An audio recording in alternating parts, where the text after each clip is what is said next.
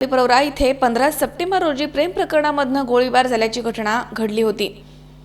ही घटना एकतर्फी प्रेमामधनं नाही तर दोघांचं प्रेम प्रकरण होतं असा खुलासा मयत विकी मुसमाडे या तरुणाच्या नातेवाईकांनी केला आहे। तसेच विकी मुसमाडे या तरुणाचा मोठ्या प्रमाणावरती मानसिक छळ करण्यात आलाय, त्यामुळेच ही घटना घडली आहे असा आरोप करून पोलीस प्रशासनाकडे विकीच्या नातेवाईकांनी न्याय मागितलाय।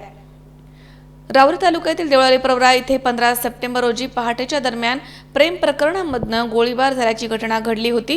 या घटनेमध्ये विक्रम उर्फ विकी रमेश मुसमाडे हा तरुण गंभीर जखमी झाला होता।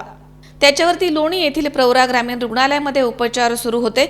मात्र 16 सप्टेंबर रोजी रात्रीच्या सुमारास उपचाराच्या दरम्यान त्याचा दुर्दैवी मृत्यू झाला।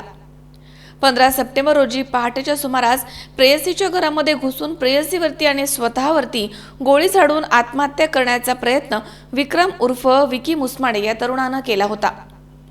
या गोळीबारामध्ये प्रेयसी किरकोळ जखमी झाली तर विक्रम मुसमाडे गंभीर जखमी झाला होता। गोळीबारामध्ये विक्रमच्या डोक्याला गंभीर दुखापत झाली होती, त्यामुळे वैद्यकीय सूत्रांनी त्याच्यावरती उपचार सुरू करून 72 तासांचा अवधी दिला होता। यावेळी विक्रमला व्हेंटिलेटरवरती ठेवण्यात आलं होतं। अखेर गुरुवारी संध्याकाळी वैद्यकीय अधिकाऱ्यांनी विक्रमला मृत घोषित केलं। या घटनेनंतर संबंधित 25 वर्षीय तरुणीनं विक्रम उर्फ विकी हा माझ्या मागे लागला होता आणि लग्नाची मागणी करत होता, मी त्याला लग्न करण्यास नकार दिला असा जबाब पोलिसांच्या समक्ष दिलाय। या घटनेचा तपास पोलीस निरीक्षक मुकुंद देशमुख यांच्या मार्गदर्शनाखाली सहाय्यक पोलीस निरीक्षक सचिन बागुल हे करतायत। मात्र 19 सप्टेंबर रोजी मयत विक्रम उर्फ विकी मुसमाडे या तरुणाच्या नातेवाईकांनी आणि शेकडो मित्रांनी राहुरी पोलीस ठाण्यामध्ये धाव घेतली आणि विकीला न्याय मिळावा अशीच मागणी केली आहे। दरम्यान विक्रम याच्या मित्रांनी आपल्या मोबाईल व्हॉट्सॲपवरती आणि स्टेटसवरती त्या तरुणीसोबत विक्रमचे असलेले फोटो व्हायरल केलेत आणि हे एकतर्फी प्रेम नव्हतं तर अनेक वर्षांपासून त्या दोघांचे प्रेमसंबंध होते असं सांगितलंय। तसेच विक्रम उर्फ विकी या मयत तरुणाच्या बहिणीने सांगितलं की सदर तरुणी ही स्वतःच्या गरजा भागवण्यासाठी विकीचा वापर करत होती, तसेच त्याचा मानसिक छळ देखील करत होती। या प्रकरणाची तातडीने चौकशी करून दोषींवरती कारवाई करावी अशी मागणी यावेळी करण्यात आली आहे। गेल्या 8 वर्षापासून विकी मुसमाडे हा माझा भाऊ होता। त्या दोघांचं शिवानी कडू आणि विकी मुसमाडे ह्या दोघांचे प्रेम संबंध होते आणि आमच्या घरी मुसमाडे फॅमिलीला सर्व काही प्रकार माहीत होता। पण 16 मार्च पर्यंत ही मुलगी त्याच्यासोबत मी लग्न करणार अशा आशेवर त्याला ठेवत होती। 17 मार्चला असं काय झालं काय माहीत का ती लग्नाला नाही होऊन पडली। ती लग्नाला नाही होऊन पडल्यामुळे त्याने काय केलं, घरी सगळ्यांना नातेवाईकांना घेऊन गेला तिच्याकडे आणि तिच्या घरी गेला डायरेक्ट। तर तिच्या चुलत्यांना नातेवाईकांसह मागणी मागितली की आमचं गेल्या 8 वर्षापासून प्रेम संबंध आहे, तुम्ही याला होकार द्या। पण तिच्या चुलत्यांनी त्याची लायकी काढली। त्याला म्हणे तुझी लायकी का तिच्यासोबत लग्न करण्याची? लग्न हा एक व्यवहार असतो आणि तो बरोबरीच्या तोलामोलाच्या लोकांमध्येच होतो।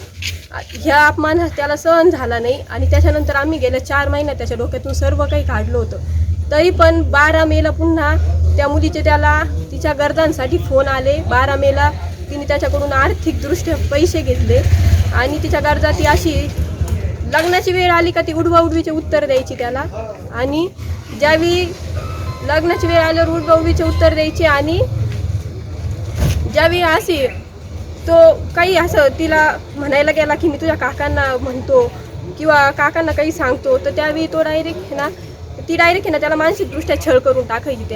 त्याला खूप मानसिक त्रास दिला तिने। त्यामुळे आज माझा भाऊ ह्या कंडिशनला पोहोचला। तिला पूर्ण आम्ही फक्त पोलीस स्टेशनमध्ये आज यामुळे आलोय, जे एकतर्फी प्रेम होतं ना हे एकतर्फी नव्हतं, ते 2 तर्फीच प्रेम होतं। जो कलंक त्याच्यावर लागला तो कलंक त्याच्यावरून धुवून टाका आणि आज तो गेलेलाच आहे। आम्हाला कुणाचं काही वाईट करायचं नाहीये, बस तुम्ही जे काही करताना आम्हाला ते पोलिसांच्या साक्षीने पोलिसांबरोबर करायचं आहे, तेवढं आम्हाला त्याला न्याय द्या, बस। आम्हाला याच्या पलीकडे काहीच बोलायचं नाही। आज तो आमच्या घरातला करता धरता होता, तो गेला म्हटल्यावर आमच्या घरात काहीच राहिलेलं नाहीये।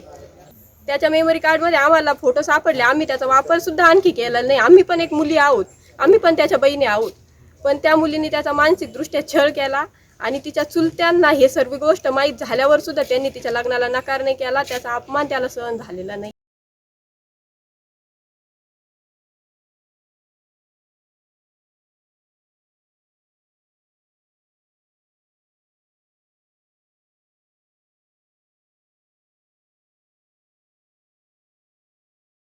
सह सतीश फुलसौंदर सी 24 तास राहुरी.